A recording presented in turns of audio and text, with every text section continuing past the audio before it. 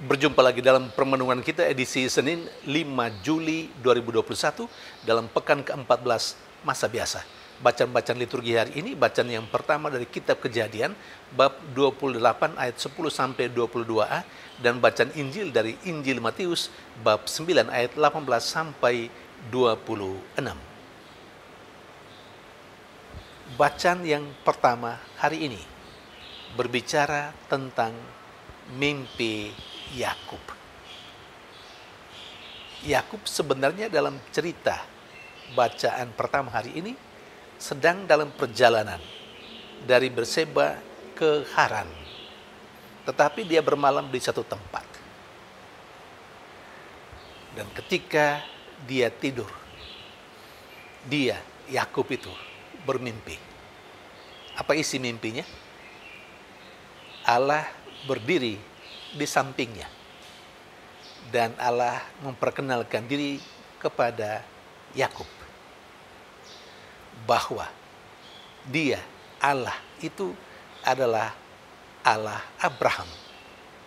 Kita tahu Abraham adalah neneknya Yakub, dan Allah juga menegaskan bahwa dia adalah Allah Ishak. Ishak adalah ayah dari Yakub. Selain Allah memperkenalkan dirinya, dalam mimpi itu juga Allah membuat janji kepada Yakub. Yang pertama, tanah di tempat di mana Yakub berbaring itu akan diberikan kepada Yakub dan keturunannya. Jadi menjadi milik Yakub dan keturunannya. Yang kedua, keturunan Yakub akan menjadi banyak seperti debu tanah. Yang ketiga, Allah juga berjanji bahwa Allah akan menyertai Yakub dan keturunannya sepanjang masa. Dan yang terakhir, Allah berjanji akan menjadikan Yakub dan keturunannya menjadi berkat bagi seluruh bangsa. Saudari dan saudara yang terkasih, kalau kita merenungkan sungguh-sungguh,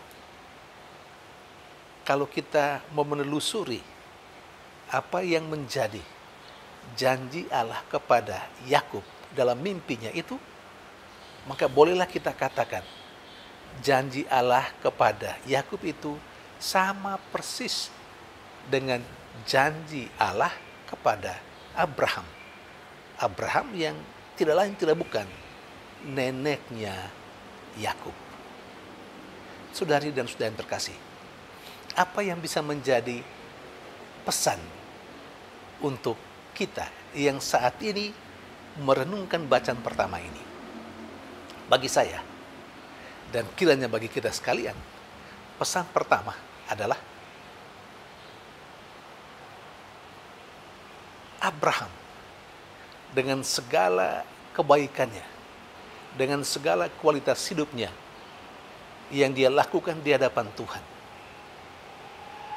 imannya kepada Allah, dan iman itu mendorong dia untuk taat kepada Allah, telah menjadikan Abraham berkat bagi anaknya Ishak dan keturunannya termasuk Yakub.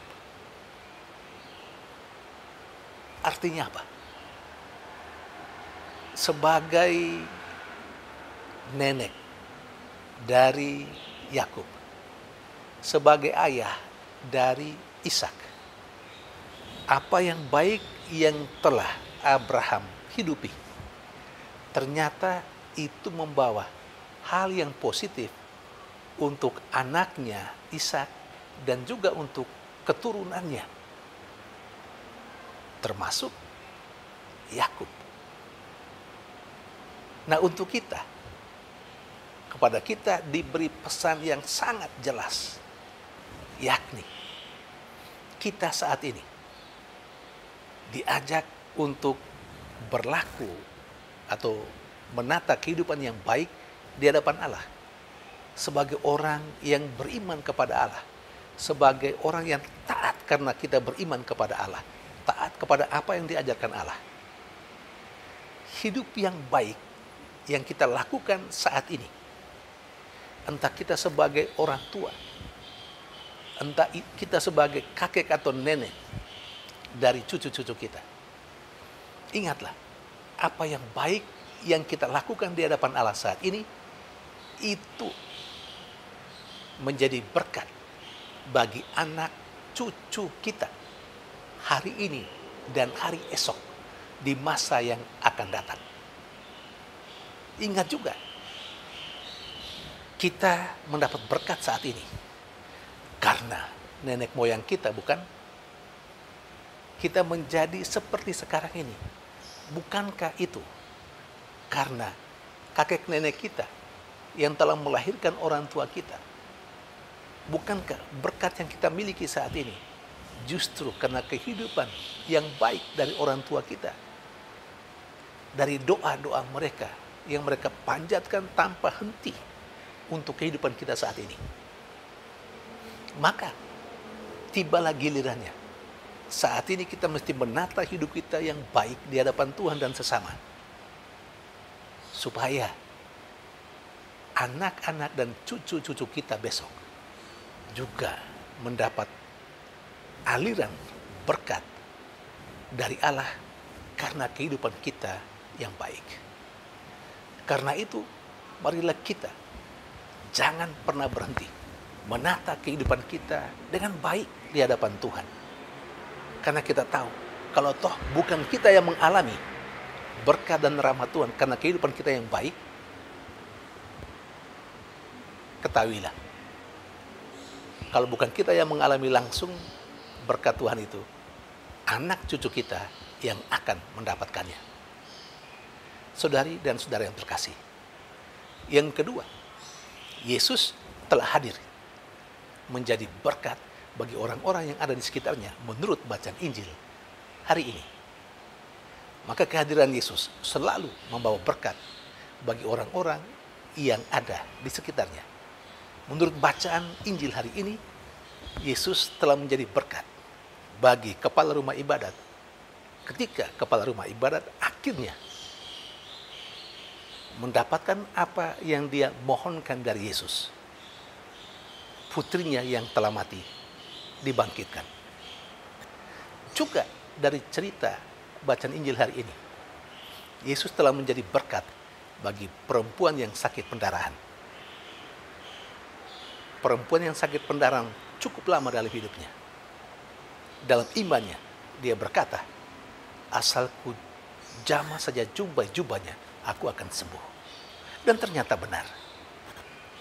Saudari dan saudara yang terkasih, lagi-lagi, Yesus telah menjadi berkat bagi orang di sekitarnya. Bagaimana dengan kita?